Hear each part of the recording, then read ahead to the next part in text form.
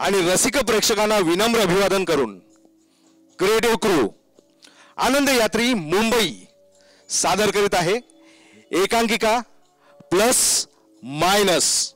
लेखक विनायक गटणे, दिग्दर्शन आणि वेशभूषा विशाल राऊत, नेपथ्य प्रदीप पाटील, संगीत योगेश गायकवाड, प्रकाश कौस्तुभ तटकरे, कलावंत उज्ज्वला जीवणे, चंद्रशेखर सोहनी, राजा भामरे, योगेश गायकवाड। सादर करीत आहोत एकांकिका प्लस मायनस प्लस मायनस।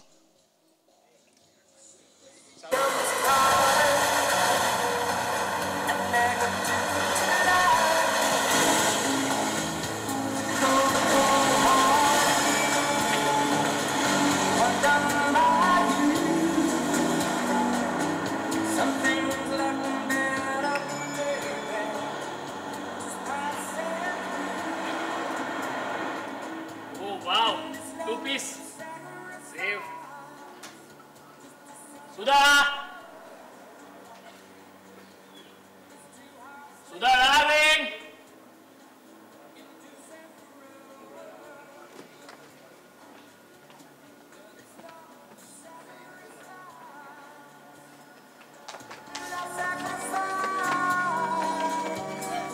रवी काय करतोयस? सोड मला।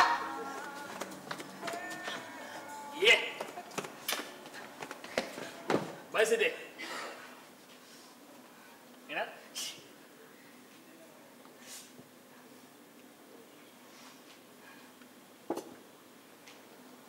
एक काम होतं माझं।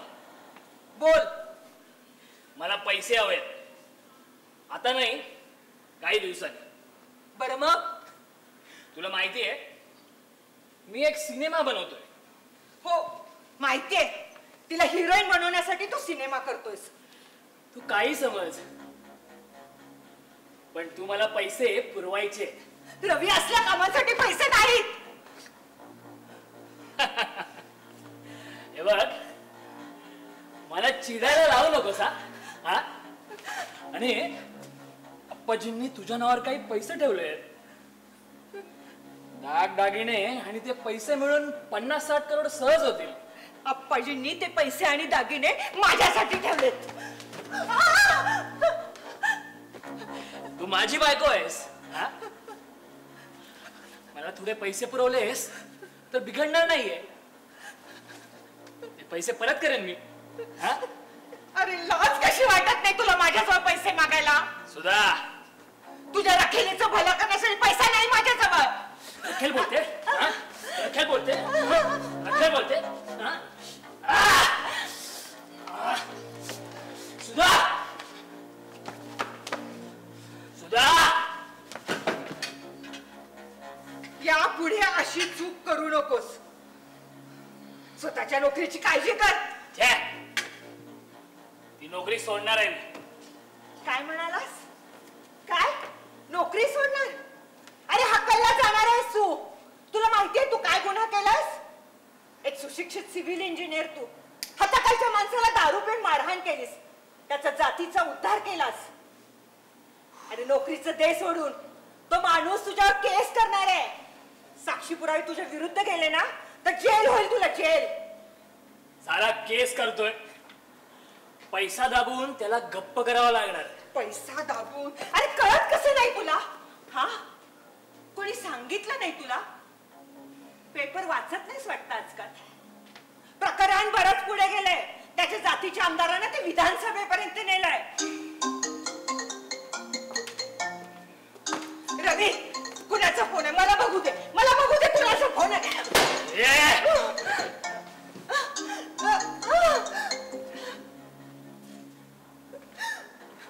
हा सोनिया, अगं निघालोच होतो। हे बघ, तू काही काळजी करू नको, माझं त्या स्क्रीनप्ले रायटर बरोबर बोलणं झालंय। हो हो, तो सीन आपल्याला आउटडोअरच करायचा आहे। हो आउटडोअरच करायचा आहे। 8:30 वाजलेत, 9 वाजेपर्यंत येतो मी। बाय। अरे थोड्या वेळाने माधव येणार आहे। कोण माधव?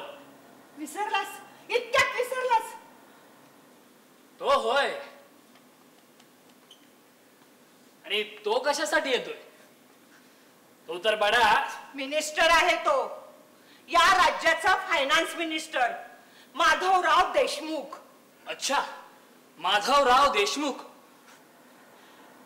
मला वाटतं 16-17 वर्ष झाली गाठ नाही, आणि आज अचानक 4 दिवसांपूर्वी मीच संपर्क साधला. तो कामात होता, पण 2 दिवसांनी स्वतःच भेटायला येतो म्हणाला. त्याला कशासाठी बोलवलंयस? अरे तुझ्यासाठी, तुला या प्रकरणातून सोडवण्यासाठी आला वाटतं. माधवराव देशमुख आले. रवी, ये माधव, ये. रवी, माधव आलाय बघ. हाय, हाय. कसा आहेस? म्हणजे हाय सुसी. हे बस. अरे इतक्या वर्षांनी भेटतोयस. मला वाटतं 16-17 वर्षांनी भेटतोय आपण. 18 वर्ष. मला वाटतं 18 वर्ष सहज झाली. मी 20-22चा असेल तेव्हा तुम्हाला सोडून गेलोय. हा 40ला आला. म्हंटल येतोयस का नाही? का ग, असं काय वाटलं? अरे बडा आदमी झालायस, मिनिस्टर. दिलेली आश्वासनं पाळशीलच याचा काय भरोसा. अगं तुझा निरोप मिळाला, छान वाटलं. खूप इच्छा होती तुला आणि मी तुम्हा दोघांना भेटावं. आप्पाजी गेले तेव्हा तुमच्या लग्नाला यावी अशी फार इच्छा होती, पण हिंमत नाही झाली. बसा, मी चहाचं बघते. सुधा, ठीक आहे, चहा प्यायची वेळ. हा? माधव, ड्रिंक्स घेतो ना? हा, कधी कधी. आणि ते कधी कधी आज असायला काही हरकत.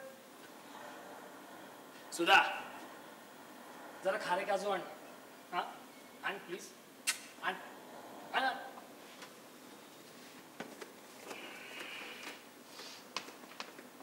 अरे इतक्या वर्षांनी भेटतोयस, पण मला निवांतपणा नाहीये बघ.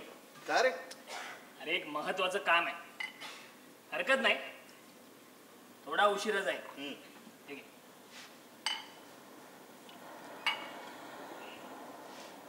मग Cheers. चिअर्स. काय म्हणतोय तुमचं राजकारण, मंत्रिमंडळ? चाललंय रे, पुरता गुरफटलोय बघ. पोहोचलास हा? कुठल्या कुठे पोहोचलास? मुख्यमंत्री व्हायचा काही चान्स? येईल एक दिवस, तोही येईल. काय कसा गेला कळलंच नाही. नाही, तुला आठवणी येतात का रे लहानपणीच्या? कधी शांत निवांत असलो ना की येतात बघ. ही सुद्धा आपल्याला कोडी घालायची, आठवतं? आणि आपल्याला माहित असलेले जोक सांगायचे. जोक सांगून झाला तरी आपले चेहरे असे मख्ख. Yes yes. मग चिडायची, चिमटे काढायची.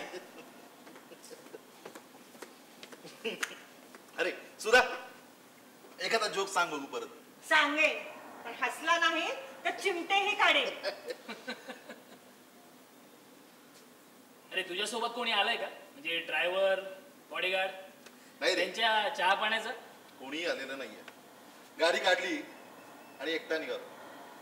म्हटलं बालपणात चाललोय, आत्ताच्या दुनियेत नको कोणी बरोबर. नाही रे, ते बालपण हरवलं.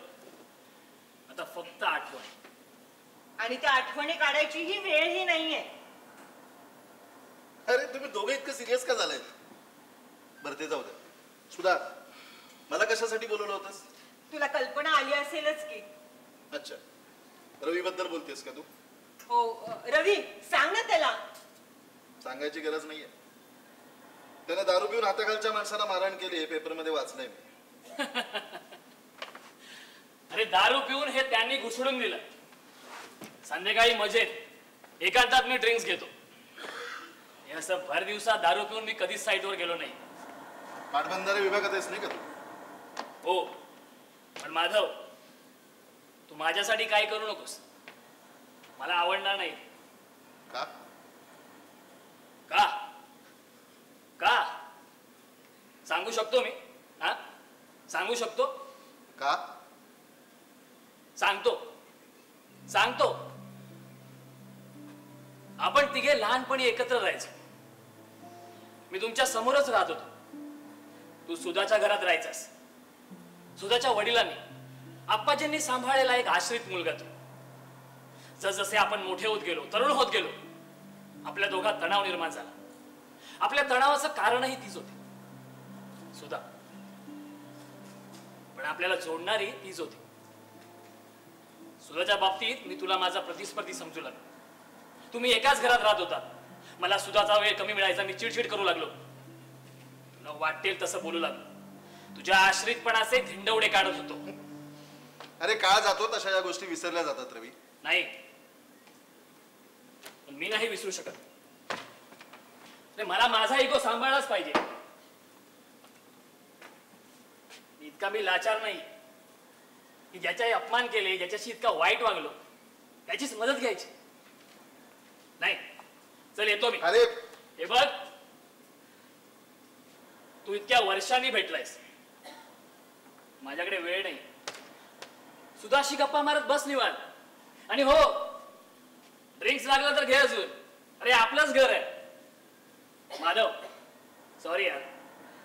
काय सिनेमा काढतोय ना, थोडं डिस्कशन करायचं. चल बाय माधव. रवी, अरे सॉरी, माधवराव देशमुख. येतो. बाय. रवी थांब ना. रवी, रवी आई थांब. रवी.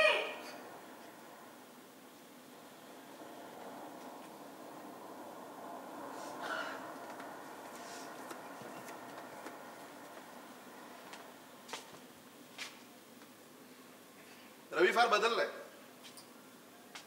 कुठे गेला हा? सोनियाकडे. कोण सोनिया?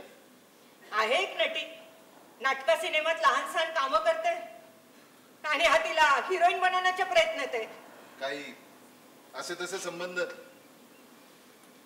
तुझ्यासारखी इतकी सुंदर बायको असताना यांना असं वागावं? काय सांगू तुला, माझा संसार अयशस्वी झालाय माधव.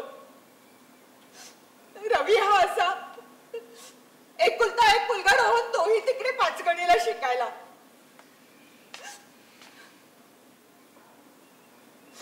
जाऊ दे ना तो विषय. सुधा, हे पेंटिंग फार छान आहे ग.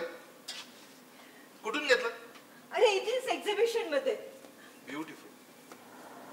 तुला आवडलं? मी पाठवेन तुला एक. नाहीतर हे घेऊन गेलास तरी चालेल. नको, दुसरा एखादा मिळाला तर बघ.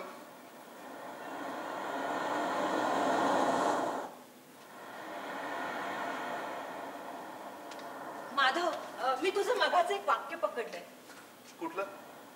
हेच,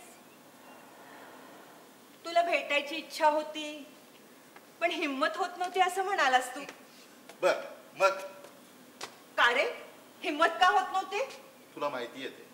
तरी सांग. मला वाटतं मी तेव्हा तुझ्याशी असं वागायला नको होतं.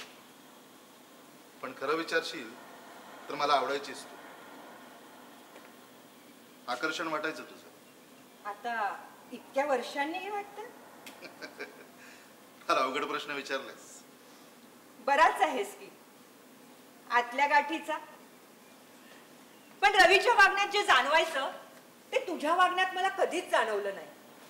हा, फक्त तो एक प्रसंग सोडून. मला तसं दाखवणं शक्यही नव्हतं आणि योग्यही नव्हतं. का? अगं मला माझ्या मर्यादा होत्या. शेवटी मी एक आश्रित मुलगा. आई लहानपणी गेलेली. 7-8 वर्षाचा असेल तेव्हा वडील गेले. आप्पाजींच्या लक्षात आलं आता याचं कोणी नाहीये. सरळ उचलून मला घरी घेऊन आले. आप्पाजींचे केवढे उपकार माझ्यावर. कोण कुठला अनाथ पोर पण त्यांनी सांभाळला, लहानाचा मोठा केला, माणूस म्हणून या समाजात उभा केला. मी तुझ्यावर प्रेम करणं म्हणजे त्यांचा विश्वासघात हे मला कळत होतं. तुला तुझ्या आश्रितपणाची जाणीव सतत असायची. लोक द्यायचे हेच, येणारे जाणारे. कुणाच्या नजरेमध्ये सहानुभूती असायची, कुणाच्या नजरेमध्ये तुच्छता. मला सतत वाटायचं ह्यांनी मला त्यांच्यातलाच एक समजावं. अगं मी पण माणूस आहे. पण तसं होत नव्हतं. पोरकेपणा सतत जाणवायचा. तर तुमचा सारा समाज एका बाजूला आणि मी एकटा एका बाजूला. मध्ये प्रचंड अदृश्य भिंत. तुझ्या आत्यंतिक आकर्षणातून त्या दिवशी तुला मिठी मारली. क्षणभर वाटलं सगळं संपलं, ती भिंत कोसळली. पण तू घाबरलीस, तिथून पळून गेलीस. कुणीतरी ते पाहिलं, वाड्यावर येऊन सांगितलं. 2 दिवस विलक्षण तणावात गेले. गडी माणसं काही बोलत नव्हती. आई रागाने पाहत होत्या, पण त्याही काही बोलायला तयार नव्हत्या. शेवटी 2 दिवसांनी आप्पाजींचाच प्रेमात पाठीवरनं फिरला. म्हणाले चल. त्या दिवशी जो माझा प्रवास सुरू झाला आणि कुठल्या कुठे घेऊन गेला मला. तुला माझा राग आला असेल ना त्या दिवशी? अरे नाही, त्या क्षणी मी घाबरले, पण नंतर मला तो प्रसंग आठवून हसूच यायचं. सुद्धा आप्पाजींनी मला सांभाळला, त्यांची तू मुलगी. अगं खरं मी तुला बहीण मानायला पाहिजे होतं. अरे अरे नाती अशी मानून थोडीच निर्माण होतात. बरं मला सांग, आमच्याकडून गेल्यानंतर आतापर्यंतचा तुझा हा प्रचंड प्रवास कसा कसा घडत गेला रे? प्रवास नाही म्हणाला. सुरुवातीला मला थोडी नशिबाची साथ होती. तुला कदाचित माहित नसेल सुद्धा, पण आप्पाजींनी इथून गेल्यानंतर त्यांनीच मला पार्टी ऑफिसमध्ये जागा दिली. तिथेच नोकरी मिळवून दिली. मग काय, रोज राजकारणी लोकांशी संबंध यायचे, सभेमध्ये भाषणं ऐकायचो, थोडीफार कामं करायचो. सगळे खुश असायचे माझ्यावर. नसतील का? 24 तास राबणारा कार्यकर्ता मिळाला होता ना त्यांना. एकदा ना एक गंमत घडली. एका पोटनिवडणुकीला कोणीही उभं राहायला तयार नव्हतं. निवडून येण्याची शक्यता नव्हतीच. अपोजिशन प्रचंड स्ट्रॉंग होतं. मग काय, बळीचा बकरा मला बनवायचं ठरलं. काय तर म्हणे तरुण रक्ताला वाव देऊया. पण अत्यर्क घडलं आणि मी निवडून आलो, आमदार झालो. मग नाही मागे वळून बघितलं. आपल्याला पाण्यात पडल्यावर पोहता येतं ना, तसा मी राजकारणात सरावलो. कुणाचं मार्गदर्शन मिळालं, काहींच्या नजरेमध्ये माझी हुशारी आली. पुढच्या निवडणुकीला आपोआप मीच उमेदवार ठरलो. एकदा असाच एक जुगार खेळलो. हरलो असतो ना, राजकारणाच्या बाहेर फेकला गेलो असतो. पण परत जिंकलो, मंत्री झालो. बस महत्वाकांक्षा वाढत गेल्या. कुठलाही विधिनिषेध राहिला नाही. फसवणूक, खोटेपणा, धोकेबाजी, विश्वासघात सगळेच मित्र बनले. तुला एक गुप्त बातमी सांगतो. येत्या 8 दिवसात मी मुख्यमंत्री होणार. तू मुख्यमंत्री होणार? होय, नक्कीच. पार्टीतर्फे मला मुख्यमंत्री करण्याचं चाललंय म्हणजे काय, जवळजवळ झाल्यातच जमाय. पुढच्या पार्टी मीटिंग मध्ये सध्याचे मुख्यमंत्री अविश्वासाचा ठराव येऊन पदच्युत होतील आणि मग मी. अरे वा, नशीबवान आहेस. नशीब वगैरे काही नसतं ग, राजकारणात तर मुळीच नाही. मुख्यमंत्री बदलला जावा अशी परिस्थिती निर्माण करावी लागते. आणि त्याच्यापेक्षाही महत्वाचं, आपल्याशिवाय मुख्यमंत्री पदाला कोणीही लायक नाही हे पार्टीच्या लक्षात येईल अशी व्यवस्थाही करावी लागते. तुमच्या पार्टीत एक बदल बरा झालाय. हा कोणता? पूर्वी पक्षश्रेष्ठींतर्फे मुख्यमंत्री ठरवले जात, आता पार्टीतर्फे ठरवले जात आहेत. झालाय खरा बदल. माधव, येत्या 8 दिवसात तू मुख्यमंत्री होणार आणि तू इतका निवांत बसलास. अगं माझी खेळी खेळून झाली आहे, आता फक्त प्रतीक्षा करायची. पण सध्याचे मुख्यमंत्री अजूनही काही खेळी खेळत नसतील कशावरून? ते आता काहीही करू शकत नाही.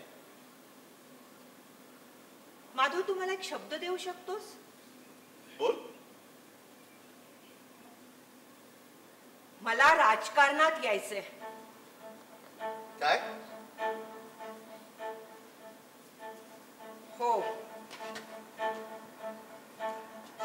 मला राजकारणात यायचंय. हे काय अचानक?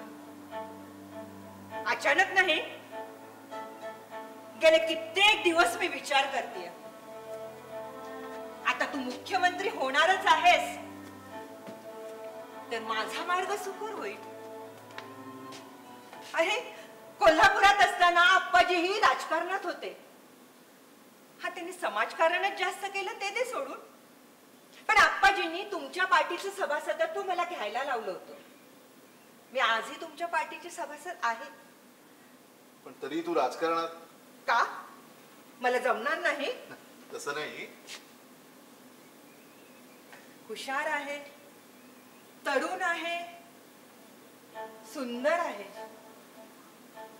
मी म्हणजे आमचं सगळं कसं वापरायचं ठरवलंय. आणखी एक,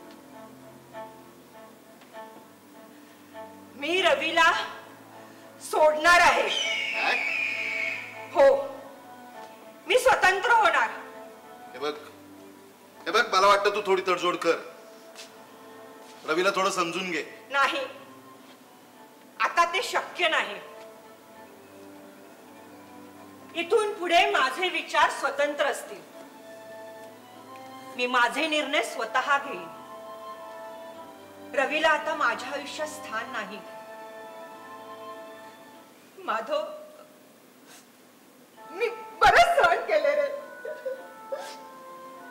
आणि सुरक्षिततेसाठी 2 वेळच्या पोटाची खळगी भरण्यासाठी तडजोड करणारी मी सामान्य स्त्री नाही. तशी मला गरजही नाही. मी बरंच काही करू शकते. मला आत्मविश्वास आहे. धाडसी निर्णय घेतेस तू. तुझ्या मदतीने. राजकारणाविषयी नाही बोलत मग? मी. रवीच्या बाबतीमध्ये. माधव, तो माझा वैयक्तिक प्रश्न आहे. तुझा वैयक्तिक प्रश्न आहे नाही का तो? माधव, मला मान्य आहे मी बोलावलं होतं तुला रवीच्या मदतीसाठी. पण 2 दिवसात ठरवलं मदत आपणच घ्यायची.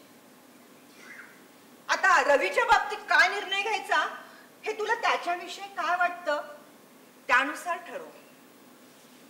ठीक आहे. धरून चालूया की तू रवीला सोडू शकतेस. तू स्वतंत्र होऊ शकतेस. पण राजकारणात येण्याचा निर्णय मला अजून कळत नाहीये तुझा. अरे, मी स्वतंत्र झाल्यावर रिकामी बसणं शक्य नाही. राजकारणाची मला पूर्वीपासूनच ओढ आहे. आणि राजकारण माझ्या रक्तातच आहे. समाजकार्याची आवड आहे आणि थोडाफार अनुभवही आहे. पण मनासारखं काम करायचं तर राजकारण हवं, सत्ता हवी. नाही, ते तितकंसं खरं नाहीये. सुधा, मी तुला स्वानुभवावरून सांगू शकतो. सर्व सत्ताधीश होताना काही बंधनं आपोआप निर्माण होतात, काही घातली जातात. सत्तेत आल्यावर आपल्याला कळतं आपल्याला मनासारखं कामच करता येत नाहीये. आपण धावत राहतो, मागे आपला रस्ता धावत राहतो. मुक्कामाचं ठिकाण येईपर्यंत फक्त दमछाक होते, निव्वळ दमछाक. राजकारण गलिच्छ आहे सुद्धा, प्रचंड गलिच्छ आहे. तू मला मदत करणार आहेस का नाही? सुधा, जरूर. अगं, आप्पाजींनी माझ्यासाठी इतकं केलंय, मी तुझ्यासाठी नाही. माधव, आप्पाजींनी तुझ्यासाठी काही केलंय पण तू माझ्यासाठी करावंस असं मला नाही वाटत. आप्पाजींची पुण्याईशी खर्ची घालायची नाहीये मला. मी परतफेड करतोय असं वाटतं तुला? अगं, हा माझ्या भावनेचा प्रश्न आहे. तुझ्यासाठी आप्पाजींसाठी काहीतरी करावं असं मला मनापासून वाटतं. कळतंय, म्हणूनच नको. अरे, तू एक राजकारणी आहेस, असे भावनेतून निर्णय कसे घेतोस? राजकारणी असलो तरी राजकारणी माणसाचा स्वतःचा एक भावविश्व असता सुद्धा.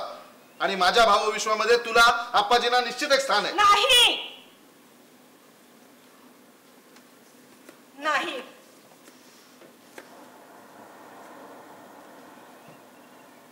मला व्यावहारिक पातळीवरच तुझी मदत हवी आहे. सुधा, ठीक आहे, मला माहितीये तू हट्टी आहेस. बोल, काय व्यवहार करायचा? मी तुला राजकारणात उभं राहायला पूर्णपणे मदत करीन. त्याच्या बदल्यात तू मला काय देऊ शकणार आहेस?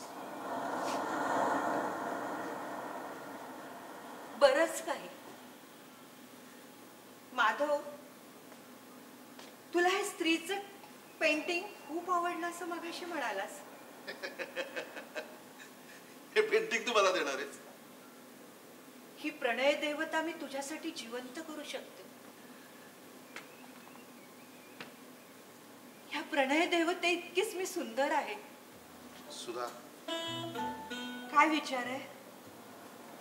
मला बद्दल मुळात पाडू नकोस सुधा.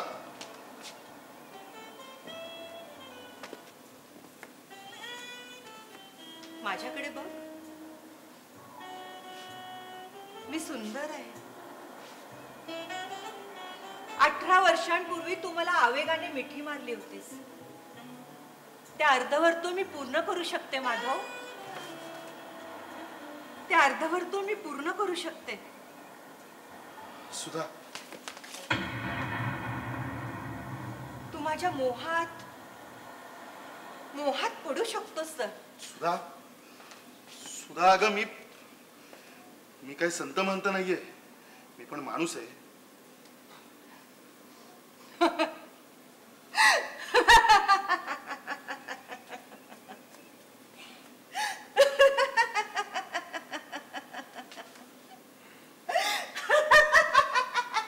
सुधा, हे काय चाललंय?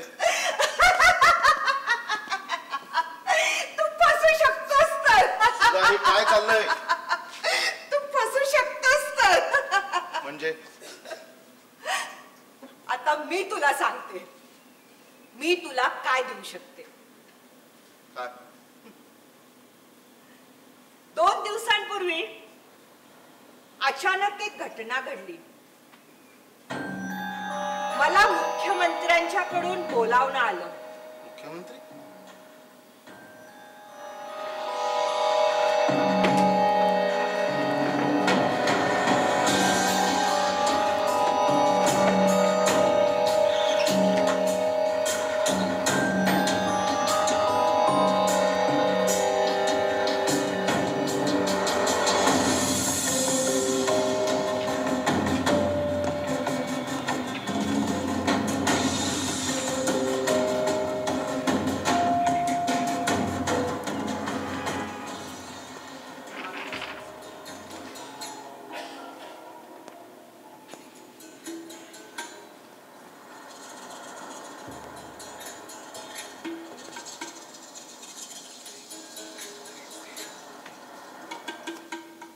नमस्कार.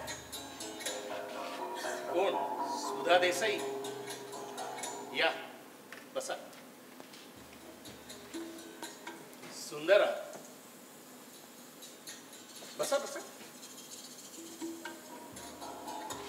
मला बोलावलं? 2 दिवसापूर्वी आमच्या अर्थमंत्र्यांनी जे माधवराव देशमुखांनी तुम्हाला फोन केला होता. हो. आणि काल त्यांच्या पीएनचाही फोन आला होता. हो. अच्छा, म्हणजे ते 2 दिवसात तुम्हाला भेटायला येत आहे. हो. अर्थमंत्र्यांची जरा खासच ओळख दिसते तुमची. पूर्वी होती, आता बऱ्याच वर्षात गाठ नाही. आश्चर्य आहे. म्हणजे पूर्वीच्या बऱ्याच वर्षापूर्वीच्या ओळखीवर तुम्ही त्यांचे संपर्क साधला आणि ते तुम्हाला भेटायला तयार आहेत. माझे मिस्टर अडचणीत आलेत. वाटलं बघावं जुन्या ओळखीचा काही उपयोग होतो का. अरे हो हो, तुमचे मिस्टर अडचणीत आलेत नाही का? आणि प्रकरणी बरंच चिघळलं. विधानसभेतही गाजते. पण बाई, तुमच्या मिस्टरांना मी यातून सोडवू शकतो. नाही म्हणजे मीच त्यांना सोडवू शकतो. अर्थमंत्र्यांचं काम नाहीये ते यात काहीच करू शकणार नाही. फक्त प्रश्न हा आहे की तुम्ही तुमच्या मिस्टरांना सोडवण्यासाठी काय करू शकता. मी काय करू शकते. हो, तुम्ही सुंदर आहात, आकर्षक आहात. अगदी स्पष्टच सांगतो बघ. तुम्ही तुमच्या सौंदर्याचा वापर करू शकता. चांगला सल्ला दिला. मग मी काय समजू? राज्याचे मुख्यमंत्री स्त्रियांच्या बाबतीत इतके रसिक असतील असं वाटलं नव्हतं. अहो, तुमचा काहीतरी गैरसमज होतोय. आम्ही आमच्या चारित्र्याला फार जपतो. आमचा रोख अर्थमंत्र्यांच्या दिशेने होता. मला काही समजत नाहीये. मी सांगतो. अर्थमंत्री तुमच्याकडे येतील. त्यांना माफक प्रमाणात मद्यपान करायची सवय आहे. बघा आग्रह करून. थोडं जास्त मद्य घेतल्याने त्यांचा तोल ढासळू शकतो, ते तुमच्या मोहात पडू शकतात. बरं मग मी तुम्हाला असं तसं वागायला सांगत नाही. अर्थमंत्र्यांना थोडस मद्यपान जास्त झालं की त्यात त्यांनी तुमच्यावर अंगावर हात टाकला की तुम्हाला एक काम करायचं, तुमच्या एरियातल्या चौरंगी पोलीस स्टेशनला फोन करायचा. तिथे इन्स्पेक्टर भोसेकर म्हणून असतील, त्यांना सांगायचं मी सुधा देसाई बोलते, बस इतकंच. ताबडतोब बातमी मीडियाला जाईल. अहो पण यात माझी नाहक बदनामी होईल. अहो घाबरू नका, तुमचं नाव कुठेही येणार नाही याची खबरदारी मी घेईन. फक्त त्यावेळी तुमचे मिस्टर घरी नसतील तर बरं. पण तसं काही घडलंच नाही तर? अहो मी तुम्हाला खरीच तक्रार करायला सांगत नाहीये, तुम्हाला फक्त पोलीस स्टेशनला फोन करायचा.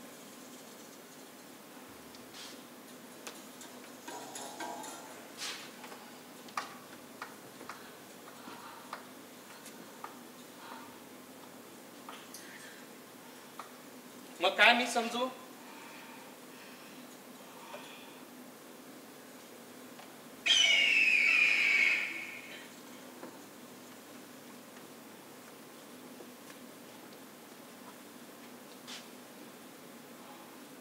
हो, मला मान्य आहे.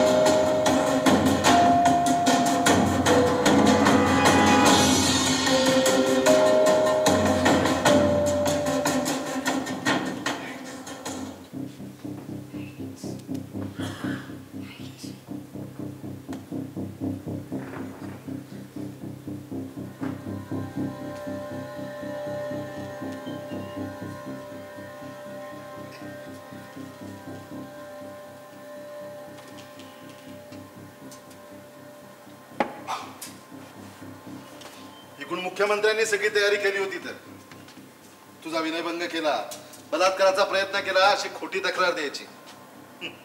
प्लॅनिंग चांगलं होतं. प्रेसवाले त्यांचे, पोलीस त्यांचे, सगळी जय्यत तयारी होती.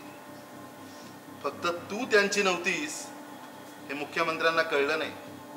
पतीला वाचवण्याच्या प्रयत्नात असलेले एक असहाय्य स्त्री, एवढंच ते मला समजले. पण मुख्यमंत्री तुला ट्रॅप करतात हे माझ्या लक्षात आलं. माझं विचारचक्र सुरू झालं. रवीला वाचवण्यासाठी तुला धोका देणं योग्य आहे का? नाही. मग रवीला वाचवायचं कसं? पण रवीला का वाचवायचं?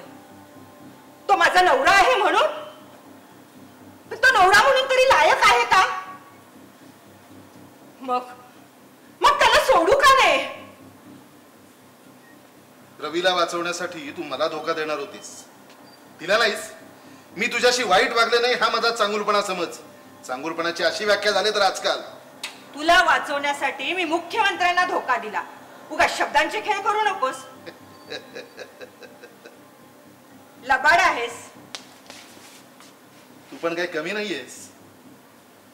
पण मला वाटतं तू अजूनही थोडा विचार करावास. गेले 2 दिवस विचारच विचार केला. अरे एका भारतीय स्त्रीला संसाराचे, संस्काराचे पाश तोडणे इतकं सहज नसतं. पण मी ठरवलंय, मी स्वतःला गाडून घेणार नाही. मी मुक्त होणार.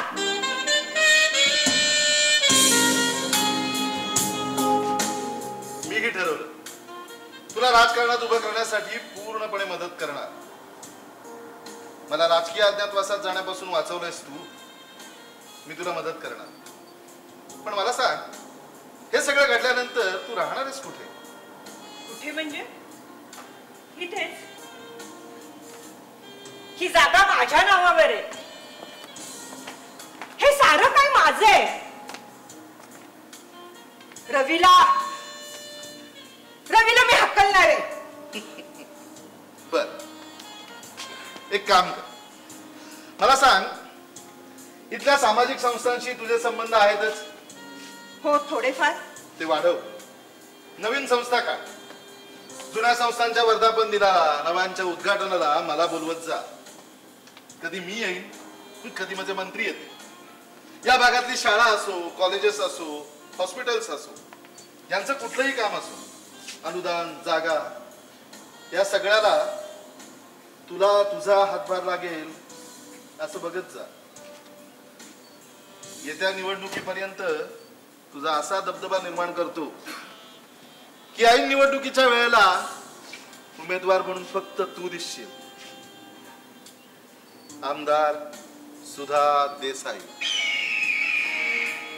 लगेच नाही, पण पुढे मागे मंत्रिमंडळात वाढ करताना तुला एखादं मंत्रिपदही देऊन टाकूया.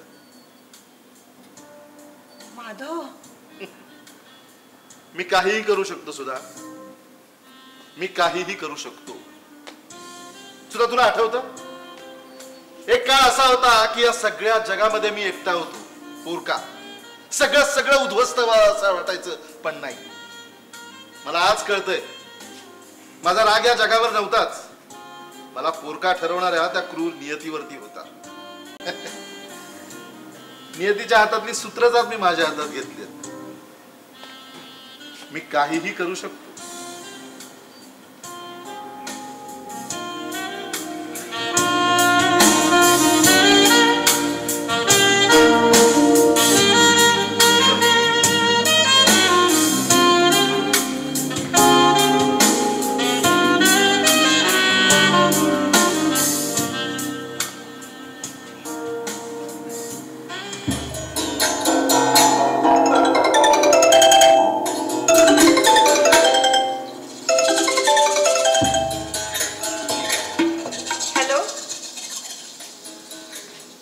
मुख्यमंत्री बोलतो.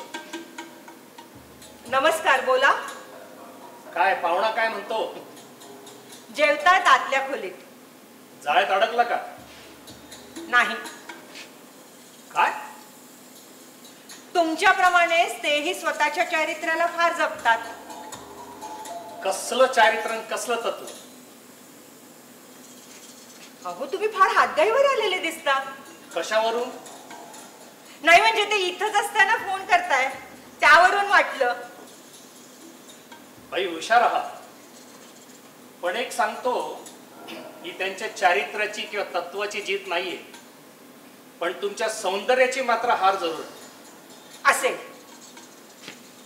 पण मी तुम्हाला तक्रार खरीच हवी असं सांगितलं नव्हतं. सॉरी, मी तसं करू शकणार नाही. मग तुमच्या मिस्टरांच्या बाबतीत आणि काय निर्णय घ्यायचा जरा सांगू शकाल का? आता ते आणि त्यांचं नशीब. अचानक हा बदल? मावळत्या सूर्याऐवजी उगवत्या सूर्यालाच नमस्कार करावा म्हणते मी.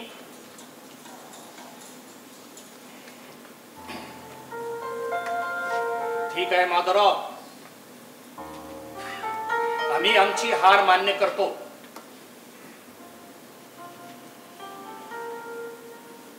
राजकारणात कोणी कोणाचा कायमचा शत्रू किंवा मित्र नसतो हे माहित होतं, पण राजकारणात कोणी कोणाचा कायम गुरु किंवा शिष्य नसतो हे आजच कळलं. आमच्याकडनं राजकारणाचे सर्व धडे शिकलात आणि आम्हाला हीच गुरुदक्षिणा दिलीत. Congratulations and best luck.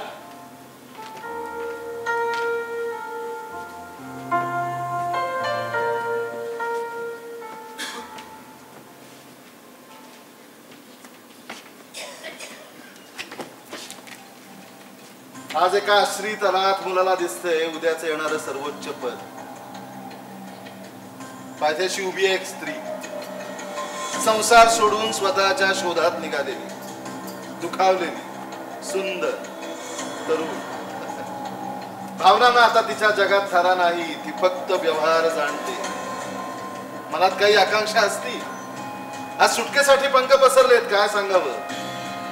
उद्या आभाळाला गवसणी घालणारी फरारीही मारे. या हुशार पक्षिणीचे पंख अधून मधून छाटायलाच हवे.